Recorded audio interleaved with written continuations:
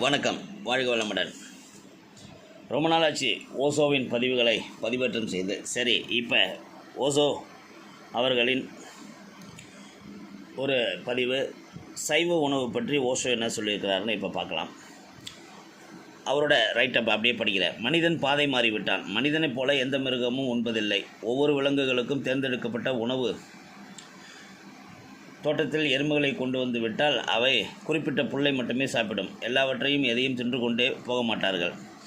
மிகவும் தேர்ந்தெடுக்கப்பட்டவர்கள். அவர்கள் உணவை பற்றி ஒரு குறிப்பிட்ட உணர்வு அவர்களுக்கு உண்டு. மனிதன் முற்றிலும் தொலைந்து விட்டான். தன் உணவை பற்றி எந்த உணர்வும் இல்லை. அவன் எல்லாவற்றையும் எதையும் சாப்பிட்டு கொண்டே போகிறான். மனிதன் உண்ணாத எதையும் எங்கேயும் அல்லது மற்றொன்றோ காண இயலாது. சில இடங்களில் எறும்புகள் தின்று விடுகின்றன. சில இடங்களில் பாம்புகள் உண்ணப்படுகின்றன. சில இடங்களில் நாய்கள் சாப்பிடுகிறார்கள். மனிதன் எல்லாவற்றையும் தின்றுவிட்டான். மனிதன் வெறுமனே பைத்தியம் போல் தன் உடலை ஒத்துப்போவது எது ஒத்துப்போகாது என்பது அவனுக்கு தெரியாது. அவன் குழப்பத்தில் உள்ளான். மனிதன் இயற்கையாகவே சைவமாக இருக்க வேண்டும். ஏனெனில் உடல் முழுவதும் சைவ உணவுக்காக தயாரிக்கப்பட்டது. விஞ்ஞானிகள் கூட மனித உடலின் மொத்த அமைப்பும் மனிதன் அசைவமாக இருக்கக்கூடாது என்பதை காட்டுகிறது. குரங்குகளிலிருந்து மனிதன் உருவாகிறான். குரங்குகள் சைவம், முழுமையான சைவம். டார்வின் உண்மை என்றால் மனிதன் சைவமாக இருக்க வேண்டும். இப்போது ஒரு குறிப்பிட்ட உயிரின விலங்கு சைவமா அல்லது அசைவமா என்று தீர்மானிக்க வழிகள் உள்ளன. அது குடலின் நீரை பொறுத்தது.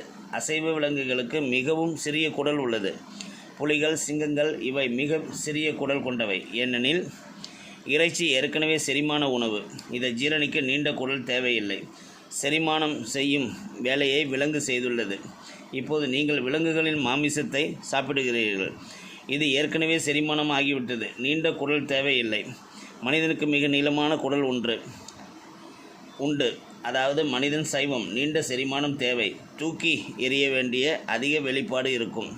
மனிதன் அசைவம் இல்லாமல் மாமிசம் சாப்பிட்டு கொண்டிருந்தால் உடம்பு சுமைதான் ஆகும். கிழக்கில் மகாதியானம் செய்பவர்கள், புத்தர், மகாவீரர் உண்மையான விஷயங்களை வலியுறுத்தி இருக்கிறார்கள். அகிம்சை பற்றிய எந்த ஒரு கருத்தினாலும் அல்ல, அது இரண்டாம் பட்சம். ஆனால் நீங்கள் உண்மையில் ஆழ்ந்த தியானத்தில் செல்ல வேண்டுமென்றால் உங்கள் உடல் எடையற்ற, இயற்கையாக மற்றும் ஓட்டம் கொண்டதாக இருக்க வேண்டும். உங்கள் உடல் இறக்கப்பட வேண்டும். அசைவத்தின் உடல் மிகவும் ஏற்றப்பட்டுள்ளது. நீங்கள் மாமிசம் சாப்பிடும்போது என்ன நடக்கும் என்பதை சற்று பாருங்கள். நீங்கள் ஒரு விலங்குகள் அதை கொன்றால் அந்த விலங்குகளை கொல்லும்போது என்ன நடக்கும்? நிச்சயமாக யாரும் கொல்லப்பட விரும்பவில்லை. வாழ்க்கை தன்னை நீடிக்க விரும்புகிறது. விலங்கு விருப்பத்துடன் இறப்பதில்லை. உன்னை யாராவது கொன்றால் நீ விரும்பப்பட்டு சாக மாட்டாய். சிங்கம் உன் மீது பாய்ந்து உன்னை கொன்றால் உன் மனம் என்னாகும்? சிங்கத்தை கொல்லும் போது இப்படித்தான் நடக்கும். வேதனை, பயம், மரண வேதனை, பதட்டம், கோபம், வன்முறை, சோகம் இவை அனைத்தும் மிருகத்திற்கு நிகழ்கின்றன. அதன் உடல் முழுவதும் வன்முறை, ஆவேசம், வேகம் பரவியது. உடல் முழுவதும் நச்சுக்கள், விஷங்கள் நிறைந்ததாக மாறிவிடுகிறது. அனைத்து உடல் சுரப்பிகளும் விஷங்களை வெளிப்படுத்துகிறது. ஏனெனில் அந்த விலங்கு மிகவும் விருப்பமின்றி இறக்கிறது. பிறகு நீங்கள் மாமிசத்தை சாப்பிடுகிறீர்கள். அந்த மாமிசம் விலங்கு வெளியிட்ட அனைத்து விஷயங்களையும் கொண்டு செல்கிறது. அந்த முழு ஆற்றலும் விஷம். பின்னர் அந்த விஷங்கள் உங்கள் உடலில் சுமக்கப்படுகின்றன. நீ உண்ணும் அந்த மாமிசம் மிருக உடலுக்கு சொந்தமானது. அதற்கு அங்கு ஒரு குறிப்பிட்ட நோக்கம் இருந்தது. விலங்கின் உடலில் ஒரு குறிப்பிட்ட வகையான உணர்வு நிலவியது. நீங்கள் விலங்குகளின் உணர்வை விட உயர்ந்த விமானத்தில் இருக்கிறீர்கள். மேலும் நீங்கள் விலங்குகளின் மாமிசத்தை உண்ணும்போது உங்கள் உடல் கீழான விமானத்திற்கு, விலங்கின் கீழ் விமானத்திற்கு செல்கிறது. பிறகு உங்கள் உணர்வுகளுக்கும் உங்கள் உடலுக்கும் இடையே இடைவெளி இருக்கிறது. மேலும் பதற்றம் பிறக்கிறது மற்றும் பதட்டம் கொள்ள ஆரம்பிக்கிறீர்கள். இயற்கையானது பொருள்களை உண்ண வேண்டும். உங்களுக்கு இயற்கையான பழங்கள், பருப்பு வகைகள், காய்கறி முடிந்தவரை உண்ணுங்கள். மேலும் அழகு என்னவென்றால் இவற்றை தேவைக்கு அதிகமாக சாப்பிடக்கூடாது. எது இயற்கையாக இருக்கிறதோ அது எப்போதும் உங்களுக்கு திருப்தியை கொடுக்கும். ஏனெனில் அது உங்கள் உடம்பை பொறுமையாக்குகிறது. அது உங்கள் மனநிலையை நிறைவாக்குகிறது. நீ நிறைவாக உணர்கிறாய்.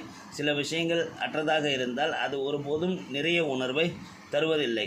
ஐஸ்கிரீம் சாப்பிட்டு கொண்டே இருங்கள்.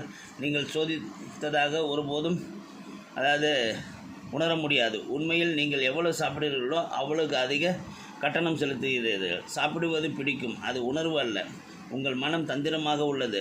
இப்போது நீங்கள் உடலின் தேவைக்கேற்ப சாப்பிடவில்லை, ருசிப்பதற்காகவே சாப்பிடுகிறீர்கள். நாக்கு கட்டுப்படுத்துவதாக மாறிவிடுகிறது. நாக்கு கட்டுப்படுத்துவதாக இருக்கக்கூடாது. வயிறு பற்றி இதற்கு ஒன்றும் தெரியாது. உடம்பை பற்றி இதற்கு ஒன்றும் தெரியாது. உணவை ருசிப்பதற்கு நாவுக்கு ஒரு குறிப்பிட்ட நோக்கம் உண்டு. இயல்பாகவே நாக்கு தீர்மானிக்க வேண்டும். அது மட்டுமல்லாமல் எந்த உணவு உடலுக்கு எந்த உணவு ஏன் இயல்பாகவே இருக்க வேண்டும் என நாக்கு தீர்மானிக்கிறது. எருமைகளை ஐஸ்கிரீம் சாப்பிட சமாதானப்படுத்த முடியாது. முயற்சி செய். ஒரு இயற்கை உணவு. நான் இயற்கை என்று சொல்லும்போது உங்கள் உடலுக்கு தேவையானதை நான் குறிப்பிடுகிறேன். புலியின் தேவை வேறு. மிகவும் வன்முறையுடன் இருக்க வேண்டும். புலி ஆமிசம் உண்டால் வன்முறை தான். ஆனால் உன் வன்முறை எங்கே வெளிப்படும்? நீ வாழ வேண்டியது மனித சமுதாயத்தில், காட்டில் அல்ல. பிறகு நீங்கள் வன்முறை ஒடுக்க வேண்டும்.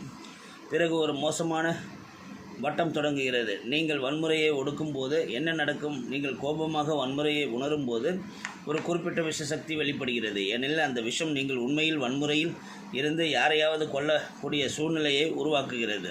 சக்தி உங்கள் கைகளை நோக்கி நகருகிறது. சக்தி உங்கள் பற்களை நோக்கி நகருகிறது. விலங்குகள் வன்முறையில் ஈடுபடும் 2 இடங்கள் மனிதன் மிருகராஜ்யத்தில் ஒரு பகுதி. நீங்கள் கோபப்படும் போது சக்தி வெளிவரும். அது கைகளுக்கும் பற்களுக்கும் வரும். ஆனால் நீங்கள் ஒரு மனித சமுதாயத்தில் வாழ்கிறீர்கள். கோபப்படும் போது எப்போதும் லாபகரமானது அல்ல.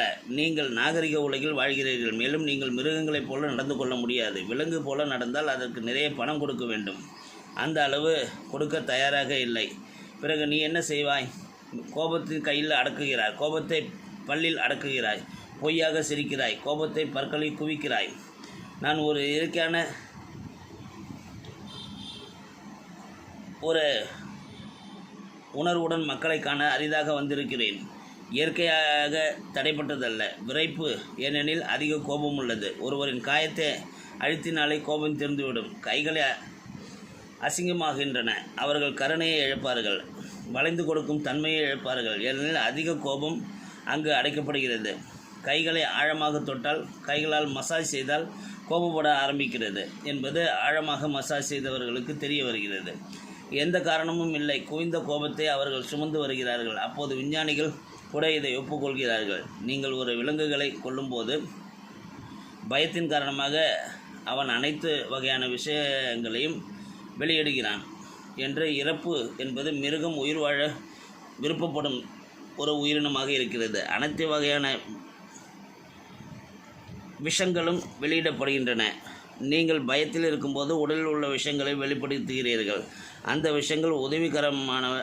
அவை சண்டையிட அல்லது விமானத்தில் செல்ல உதவும். சில சமயம் கோபத்தில் நீங்கள் செய்வதை நினைத்து கூட பார்க்க முடியாத விஷயங்கள் செய்து முடிப்பது நிகழ்கிறது. அசைக்கக்கூட முடியாத பாறையை அசைக்கலாம். ஆனால் கோபம் இருக்கிறது, அந்த இடத்தில் விஷமும் இருக்கும் என்று சொல்லி இந்த பதிவு முடிஞ்சிருந்தது.